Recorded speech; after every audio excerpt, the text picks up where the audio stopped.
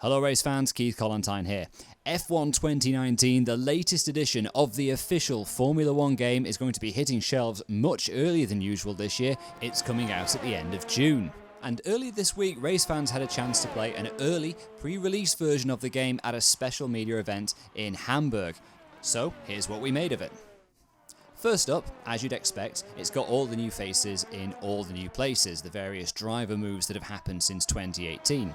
And of course, the 21 track roster is no different to what we had last year because there haven't been any changes on the F1 calendar in that time. The biggest change really is that the game is coming out much earlier than usual. Part of the way that Codemasters has achieved this is by creating a standard model for the F1 cars. They do aim to have the individual models for each of the different teams ready in time for the game's launch. It remains to be seen whether they're going to hit that deadline or not.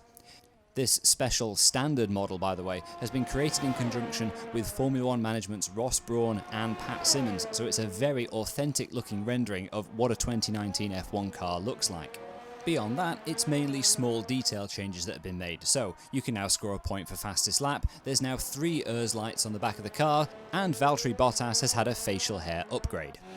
Also upgraded are the in-game graphics. With each passing year, it gets harder to distinguish the game from real-life footage. And from the new liveries, right down to the sheen on the 2019 spec Pirellis, everything here appears in order. It's great to see they've started incorporating elements of the official television graphics. That's sure to be a crowd-pleasing change.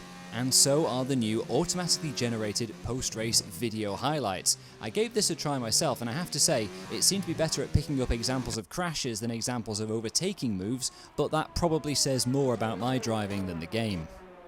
Codemasters are celebrating their 10th anniversary of producing the official F1 game and have marked it by including new classic content based around one of the sport's most famous rivalries, Ayrton Senna and Alain Prost. You can drive their 1990 McLaren and Ferrari F1 cars and adopt their likenesses in a series of 8 different challenges. We had the chance to play one of these, although as it was a development version of the game, we couldn't film it. The challenge involved overtaking 10 other cars, all Lotus 79s in this case, and then catching your nemesis, either Prost or Senna, depending on which driver you chose. As ever, Codemasters produced impeccably detailed recreations of those cars, right down to the engine noise, although the absence of authentic tracks from the same period those cars raced in felt like a bit of a letdown.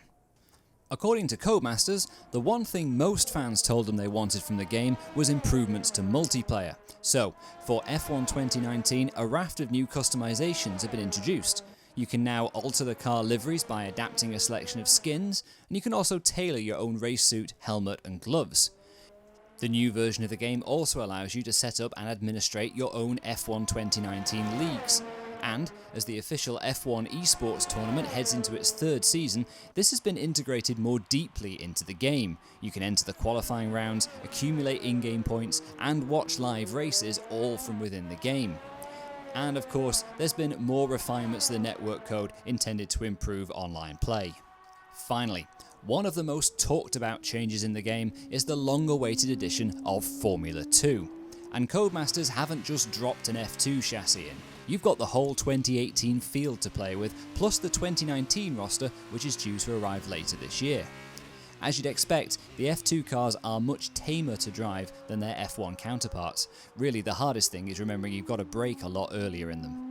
The F1 2019 team have faithfully recreated F2's race weekend and point structure, and while David Croft and Anthony Davidson narrate the Formula 1 action, F2 commentators Alex Jacks and Davide Valsecchi do the honours for the support races.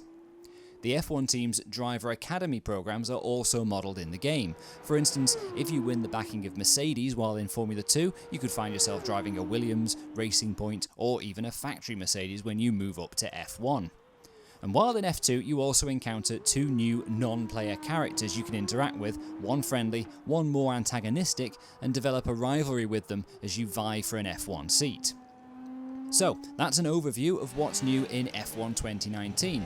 We've got more details coming up on the game on RaceFans.net, and of course, we'll deliver our final review of the game once we get our hands on a finished copy. Until then, thanks very much for watching. We've got more new footage from the game coming soon, so hit the button at the top right now to subscribe to RaceFans on YouTube. And for the latest on the game and all things F1, make sure you follow @RaceFans.net on Twitter and Facebook.